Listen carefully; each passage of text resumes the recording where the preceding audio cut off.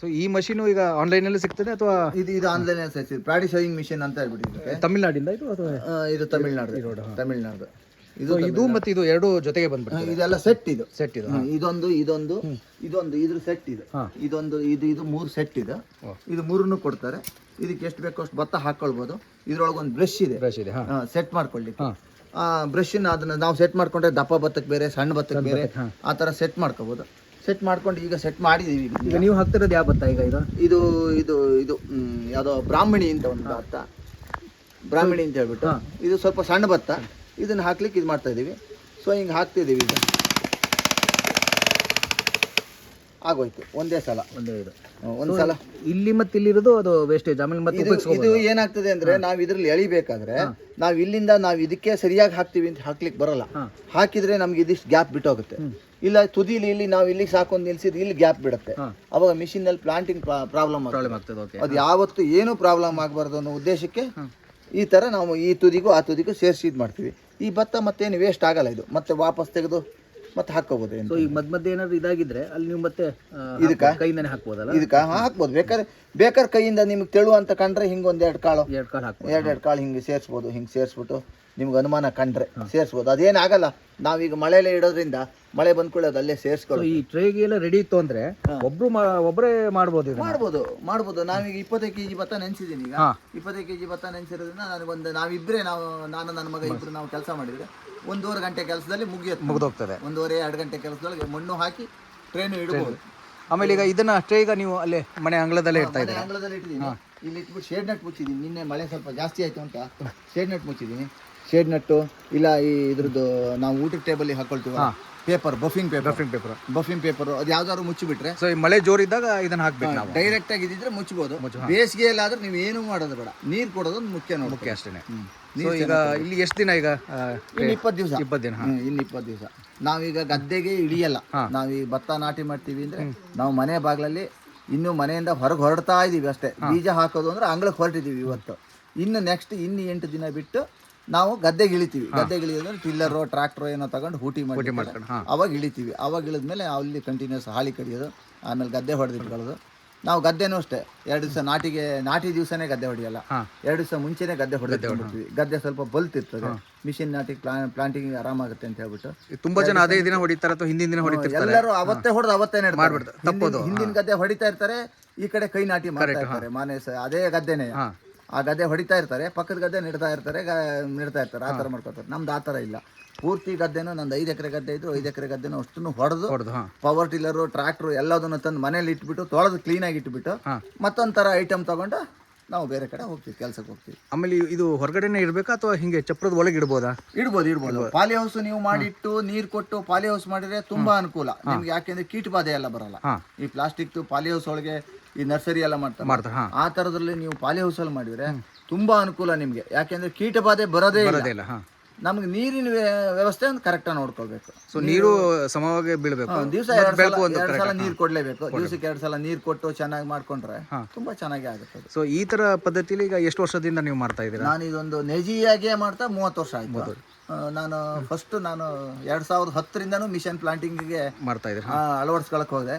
2010ರಲ್ಲಿ ಹೊಸನಗರ ತಾಲೂಕಲ್ಲಿ, ಶಿವಮೊಗ್ಗದಲ್ಲಿ ಹೊಸನಗರ ತಾಲೂಕಲ್ಲಿ ಯಾರು ಫಸ್ಟ್ ಪ್ಲಾಂಟಿಂಗ್ ಮಿಷನ್ ಪರಿಚಯ ಮಾಡಿದ್ದು ನಾನು.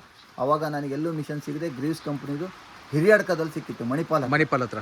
ಅಲ್ಲಿಗೆ ಹೋಗಿ ನೋಡ್ಕೊಂಡ್ಬಂದು ಅವ್ರಿಗೆ ಡೇಟ್ ಕೊಟ್ಟು ಅವ್ರನ್ನ ತರಿಸಿ ಪ್ರಾತ್ಯಕ್ಷಿಕೆ ತಗೊಂಡಿದ್ದೆ. ಫಸ್ಟ್ ನಾನು ಮಾಡಿಸಿದ್ದೆ. ಆಮೇಲೆ ಇದರಲ್ಲಿ ಬೈಂದೂರ್ ಹತ್ರ ಒಬ್ರದ್ದು ಪೆಟ್ರೋಲ್ ಮಿಷನ್ ಅದನ್ನು ತರಿಸಿ ಮಾಡಿಸಿದ್ದೆ 15ನೇ ಇಸ್ವಿಲಿ. ಆಮೇಲೆ ನಂತರ ಇಲ್ಲೇ ಎಲ್ಲ ಲೋಕಲ್ ಮಿಷನ್ಗಳಾಯಿತು. ನಾನೇ ಒಂದು ಮಿಷಿನ್ ತೊಗೊಂಡೆ. ಅದನ್ನು ಸ್ಕ್ರಾಪ್ ಮಾಡಿದೆ. ಕೊನೆಗೆ ಒಂದು 4 ವರ್ಷ ನಾನು ಅದನ್ನು ನೆಟ್ಟಿ ಮಾಡಿದೆ. ಆಮೇಲೆ ಅದು ಡೀಸೆಲ್ ಇಂಜಿನ್ ಆಗಿತ್ತು. ಸ್ವಲ್ಪ ಬೇರೆ ಏನೋ ಪ್ರಾಬ್ಲಮ್ ಆಗಿತ್ತು. ಅದನ್ನು ಬಿಟ್ಬಿಟ್ಟೆ ನಾನು.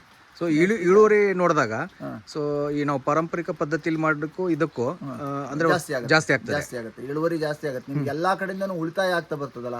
ಭತ್ತ ಉಳಿಯುತ್ತೆ. ಫಸ್ಟ್ ಬೀಜದಲ್ಲಿ ಭತ್ತದಲ್ಲಿ 3ನೇ 1 ಭಾಗ 3ನೇ 2 ಭಾಗ ನಿಮ್ಗೆ ಭತ್ತ ಉಳಿಯುತ್ತದೆ. ಆಮೇಲೆ ಈಲ್ಡಿಂಗ್ ಅಲ್ಲಿ ಜಾಸ್ತಿ ಬರ್ತದೆ. ಆಮೇಲೆ ಕೈಯಲ್ಲಿ ನಾಟಿ ಮಾಡಿದೆ. ಪಾರಂಪರಿಕ ನಾಟಿ ಕೈಯಲ್ಲಿ ಮಾಡೋದ್ರಿಂದ ಅದರಲ್ಲಿ ನಿಮ್ಗೆ ಏನಾಗ್ತದೆ, ಸಸಿಯನ್ನ ಸ್ವಲ್ಪ ತುಂಬಾ ಆಳದಲ್ಲಿ ಹೋಗಿತಾರೆ. 1.5 ಇಂಚು 2 ಇಂಚ್ ಅಷ್ಟು ಹೋಗಿದ್ದಾರೆ. ಈ ಭತ್ತದ ಸಸಿಯನ್ನ ಕೆಸುವು ಇದ್ದಂಗಿದೆ. ಮೇಲಕ್ಕೆ ನೆಡಬೇಕು. ಮೇಲಕ್ಕೆ ನೆಟ್ಟಷ್ಟು ಬ್ರಾಂಚಸ್ ಜಾಸ್ತಿ ಆಗ್ತದೆ. ಬ್ರಾಂಚಸ್ ಜಾಸ್ತಿ ಆಗ್ತಾ ಹೋಗುತ್ತೆ. ನೀವು ಮೇಲ್ ನೆಟ್ಟಷ್ಟು 40ರಿಂದ 45 ಬ್ರಾಂಚಸ್ ಬರ್ತದೆ, ಚೆನ್ನಾಗಿ ಬರ್ತದೆ. ಆಮೇಲೆ ಯೂನಿಫಾರ್ಮ್ ಆಗಿ ಇದು ಮಿಷಿನ್ ನಾಟಿ ಮಾಡೋದ್ರಿಂದ ಯೂನಿಫಾರ್ಮ್ ಆಗಿ 2ರಿಂದ 3 ಸಸಿ ನೆಡುತ್ತಷ್ಟೇ. ಈ ಕೈಲೇ ನಾಟಿ ಮಾಡಿದ್ರೆ 3, 4, 8, 10ವರೆಗೂ ನೆಡ್ತಾರೆ ಸಣ್ಣ ಸಸಿಗಳಾದರೆ. ಇದನ್ನೆಲ್ಲ ಬೇಗ ನೆಡೋದ್ರಿಂದ ತುಂಬ ಒಳ್ಳೆಯದು. ಆಮೇಲೆ ಸಸಿ ನೆಡಬೇಕಾದ್ರೆ 20ರಿಂದ 22 ದಿವಸದೊಳಗೆ ಸಸಿ ನಾಟಿ ಮಾಡ್ಬೋದು ಭತ್ತದ ಸಸಿಯನ್ನು. ಅದು 25ರ ನಂತರ ಅದಕ್ಕೆ ಇನ್ನೊಂದು ಹೊಸ ಬೇರು ಬರ್ತದೆ, ಅದು ಗೆಡ್ಡೆ ಬರೋಕ್ಕೆ ಬೇರು ಬರ್ತದೆ. ಆ ಬೇರು ಬಂದ ಮೇಲೆ 1 ತಿಂಗಳ ನಂತರ ನೀವು ನಾಟಿ ಮಾಡಿದರೆ ಮತ್ತೆ ಆ ಬೇರು ನಾವು ಡಿಸ್ಟರ್ಬ್ ಮಾಡಿರ್ತೀವಿ, ಮತ್ತೆ ಹೊಸ ಬೇರು ಬಂದು ಅದು ಬೇರು ಚಿಗುರು ಕೊಡೋಕ್ಕೆ ಮತ್ತೆ 15 ದಿವಸ ಲೇಟ್ ಆಗಿರುತ್ತೆ. ಇದು ಹಾಗಲ್ಲ, ಇದು 2 ದಿವಸಕ್ಕೆ ಹಸಿರಾಗ್ಬಿಟ್ಟಿರ್ತದೆ. ಮತ್ತೀಗ ನಾವು ಅಗೆ ಭತ್ತಕ್ಕೆ ಹೆಂಗ್ ಕಿತ್ತಿದ್ ಮಾಡ್ತೀವಿ, ಸೊ ಅದೇ ಪದ್ಧತಿನ ಅಥವಾ ಇದು ಬೇರೆ ತರ ಒಂಚೂರು? ಇದು ಮಿಷಿನ್ ನಾಟಿ ಇದೆ, ಮಿಷಿನ್ ಪ್ಲಾಂಟಿಂಗ್ ಅಂತ ಹೇಳಿ ಮಾಡ್ತೀವಿ. ಇದನ್ನು ನೀವು ಬೇಕಾದ್ರೆ ಕೈಲೂ ಬೇಕಾದ್ರೆ ನಾಟಿ ಮಾಡ್ಬೋದು. ಇದನ್ನು ಕೈಲಿ ನಾಟಿ ಮಾಡ್ಬೋದು. ಇದು ಮ್ಯಾಟ್ ತರ ಬರ್ತದೆ. ಇದು ಹಿಂಗೆ ಜುಟ್ಟು ಇಟ್ಕೊಂಡು ಎತ್ತಿದ್ರೆ ಚಾಪೆ ತರ ಬರ್ತದೆ ಇದು. ಸೊ ಅದನ್ನ ಬೇಕಾದ್ರೆ ಮಷಿನ್ ಹಾಕಿ ನೀವು ಕಟ್ ಮಾಡ್ಬಿಟ್ಟು ಪೀಸ್ ಮೈಸೂರು ಪಾಕ್ ತರ ಕಟ್ ಮಾಡ್ಬಿಟ್ಟು ಕೈಲಿ ಹಿಡ್ಕೊಂಡು 2 ನೆಡೋದಾರ ನಡೆಸ್ಬೋದು. ನೀವು ಕೈ ನಾಟಿನೂ ಮಾಡಿಸ್ಬೋದು, ಮಾಡ್ಸಕ್ ಆಗಲ್ಲ ಅಂತಿಲ್ಲ. ನಾವು ಮುಂಚೆ ಅದನ್ನೇ ಮಾಡ್ತಿದ್ದೆ, ಈಗ ಮಷಿನ್ ಅಲ್ಲಿ ಮಾಡ್ತಾ ಇದ್ದೀವಿ. ಈಗ ಮಿಷಿನ್ ಅಲ್ಲಿ ಮಾಡ್ತಾರೆ. ಸೊ ಮಷಿನ್ ಅಲ್ಲಿ ಮಾಡಿದಾಗ 1 ಎಕರೆಗೆ ಎಷ್ಟು ಟೈಮ್ ತಗೋಬಹುದು ಅಂದಾಜು? ಮಿಷಿನ್ ಸಾಮಾನ್ಯ 2 ಗಂಟೆಗೆ 1 ಎಕರೆ ನೆಡಬಹುದು. ಇದಾಗ್ತದೆ. ದೊಡ್ಡ ಗದ್ದೆ ಮೇಲೆ ಡಿಪೆಂಡ್. ಹಾಳಿಗಳು ದೊಡ್ಡದಿರ್ಬೇಕು. ಹಾಳಿ ಅಂಚು ದೊಡ್ಡದಿದ್ರೆ 1 ಗಂಟೆಗೆ 1.5 ಗಂಟೆಗೆ 1 ಎಕರೆ ನೆಡಬಹುದು.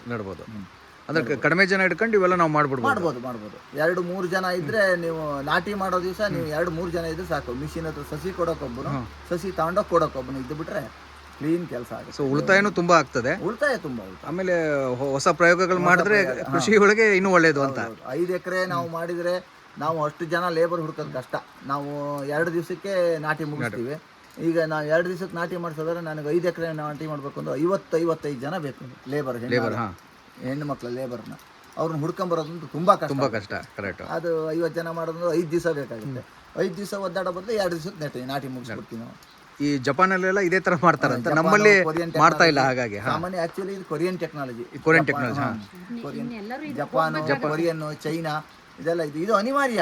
ಈಗ ಅಲ್ಲೂ ಅಷ್ಟೇನೆ 1-2 ಜನ ಸೇರ್ ಮಾಡ್ತಾರೆ, ಇನ್ನು ಸಿಗಲ್ಲ. ಆಮೇಲೆ ನಮ್ಮಲ್ಲೆಲ್ಲ ಈಗ ನಾನು ಕೆಲವಷ್ಟು ರೈತರಿಗೆ ಎಲ್ಲ ನಮ್ಮಲ್ಲಿ ಆಸ್ಪಾಸ್ನವರು ನಮ್ಮ ಆತ್ಮೀಯರೇ ಕೆಲವರೆಲ್ಲ ಇದ್ದಾರೆ. ಅವರಿಗೆಲ್ಲರಿಗೂ ಈಗೆಲ್ಲ 50 ಟ್ರೇ ಕೊಡಿ, ನಂಗೆ 50 ಟ್ರೇ ಕೊಡಿಸಿ, ನಂಗೆ 30 ಟ್ರೇ ಕೊಡಿಸಿ ಅಂತೆಲ್ಲ ಹೇಳಿದ್ದಾರೆ. ಅವರಿಗೆಲ್ಲ ಮಾಡಿಸಿದ್ದೀನಿ.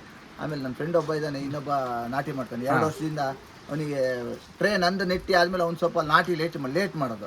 ಇಷ್ಟು ದಿವ್ಸಕ್ಕೆ ಹಾಕು ನಾಟಿ ಅಂತ ಹೇಳ್ಬಿಟ್ಟು ಅವನಿಗೆ ಈ ಸಸಿ ಟ್ರೇನ ನಂದು ನೆಟ್ಟಿ ಆದ್ಮೇಲೆ ಅವನಿಗೆ ಟ್ರೇ ತೊಳೆದ್ಬಿಟ್ಟು ಅವನಿಗೆ ಕೊಡ್ತೀನಿ. ಅವನು 1 ಟ್ರೇ 10 ರೂಪಾಯಿ ಅಂತ ಬಾಡಿಗೆ ಕೊಡ್ತಾನೆ. ಅವ್ನು ತಿಂಗಳು ಇಟ್ಕೊಂಡು ಅವ್ನು ನಾಟಿ ಮಾಡ್ಕೊಂಡು ನಂಗೆ ಟ್ರೇ ವಾಪಸ್ ಕೊಡ್ತಾನೆ. ಈಗ ನಿಮ್ ನೋಡಿ ತುಂಬಾ ಜನ ಇಲ್ಲಿ ಹೊಸನಗರದಲ್ಲಿ ಮಾಡ್ತಾ ಇದ್ದಾರೆ, ತುಂಬಾ ಜನ ಮಾಡಿದ್ದಾರೆ. ಸೊ ಒಳ್ಳೇದು. ಈಗ ರೈತರು ಈಗ ಜನರು ಸಿಗ್ಲಿಲ್ಲ ಅಂದ್ರೆ ತಾವೇ ಮಾಡುವ ಒಂದು ಪರಿಸ್ಥಿತಿ ನಿರ್ಮಾಣ ಆಗಿದೆ. ಅದಕ್ಕೆ ನಾವು ರೆಡಿ ಆಗಬೇಕು ಅಂತ.